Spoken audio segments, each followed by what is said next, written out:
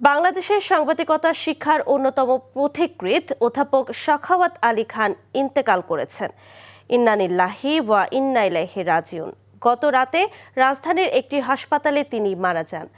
তার বয়স হয়েছিল ৮৫ বছর। আজ সকাল ১০টায় ঢাকা বিশ্ববিদ্যালয় কেন্দ্রীয় জামে মসজিদে তার জানাজা সম্পন্ন হয়।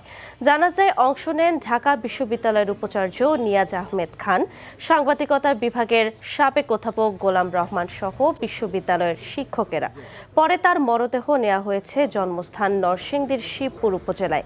সেখানে ধানুয়া গ্রামে তার দাফন সম্পন্ন হবে। অধ্যাপক সাখাওয়াত আলী খান স্ত্রী, এক মেয়ে, এক ছেলে, ২ নাতি সহ অসংখ্য গুণগ্রাহী ও ছাত্রছাত্রী রেখে গেছেন। অধ্যাপক সাখাওয়াত আলী খান ২০০৮ সালে ঢাকা বিশ্ববিদ্যালয়ের গণযোগাযোগ ও সাংবাদিকতা বিভাগ থেকে অবসরে যান।